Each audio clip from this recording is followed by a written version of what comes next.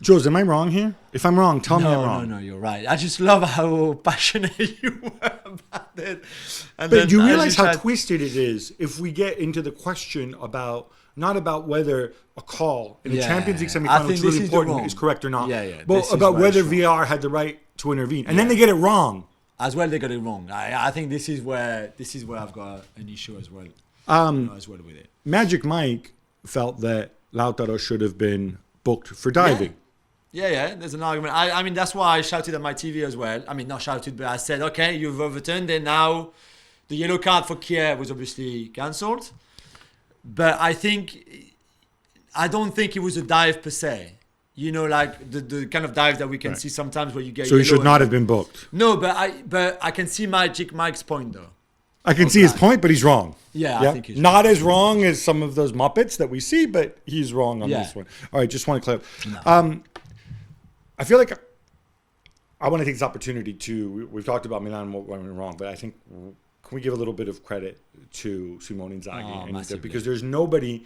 I don't know that there is a manager of a top club who gets so much stick. Part of it he brings it upon himself because of the way he talks and he's meek and he looks kind of goofy and dorky. But they hit the results. Let's not forget, this is a club which could be insolvent, in 6 months' time, right?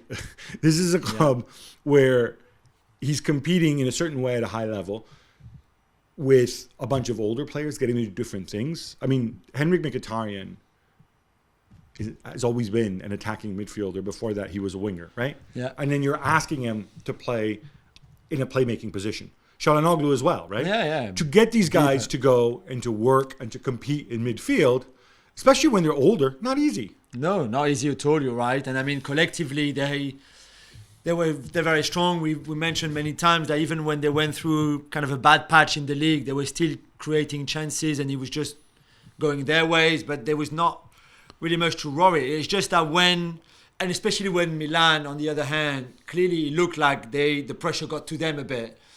It's a huge occasion. It's a huge occasion, of course. And that this Inter team collectively, even if Dumfries maybe certainly was not as good as Di Marco on the other side, but when they play so well like that, I think it's just a joy to watch, and it deserves a lot of credit for someone who could have been sacked at Christmas, or certainly was under a lot of pressure at the turn of the year. I think it's amazing to see how they turn things around, and to see that they're quite close to a Champions League final again. I think it's amazing, and again, I think the way he's managed his squad has been very clever, especially in the last few weeks. I mean, Dzeko said after the game, I feel really fresh. He's 37, and by the way, I think we've said it before, but once he retires, they need to take his body and his brains and just see what's going on in there to have more Dzeko in the future, because it's just incredible to watch. Of course, there's the goal, but the second goal, the Mkhitaryan one, the way he makes his run to kind of free all that space for Mkhitaryan to run into once Di Marco has kind of squared the ball, is just to show to all the kids who play that position. So on that point, there's another thing that sets Inter apart, is they play with two strikers, which, help me out here, is there another top team that regularly plays with two strikers? No, regularly, no. I mean, you could say, in the teams that are in the top four of each league, that Newcastle sometimes, it's not the level of Inter, but I just mean like Callum Wilson and Alexander Isak. But apart from that, everybody has just a lone striker. Everybody else is some version of 4-3-3, 4-2-3-1. Yeah. Now, the reason I think that's interesting is it's counterintuitive. I think it gives them an edge because opposing defenses aren't accustomed to it. And you get situations like we saw there on the second goal where Dzeko takes a defender with him, but equally there's another Lautaro is there too, taking the other defender. Exactly. And that is what opens up the space. Now, you can't do that if there's just one dude in the middle. I kind of, everybody does things one way. And so we can do what other people do and try to do it better, or we can try and do something different. And that's what Inzaghi does. I think that's a credit for him. The other thing that he does is his substitutions.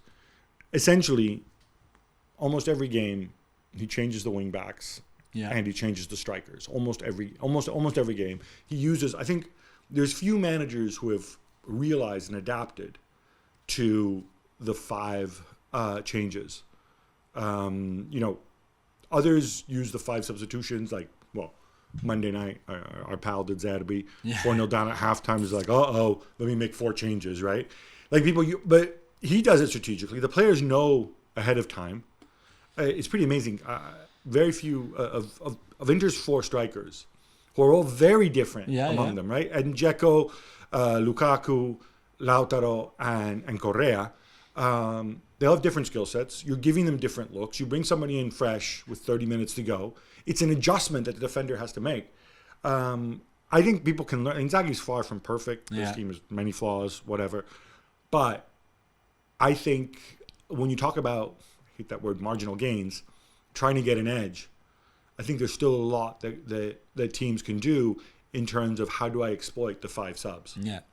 And by the way, I feel about this, it's not just the thing about, the 5 substitutions favor the bigger teams because, look, City have, Foden and Mahrez and whatever else on the bench. It's not that simple. No, definitely. It's more about the difference between your starter and the guy you bring in and what that guy can offer you in 30 minutes. To be fair, just to finish, I wonder if purely, especially once Leao was definitely ruled out for this game, if maybe going to a back 3, and we saw Milan doing it before, and you've always said this has to be temporary because this is not a team to play like that. But maybe for that game, it's very easy for us to say now, but maybe for that game, it might not have been a bad idea to just match up with what Inter we knew were going to offer and how they were going to set up.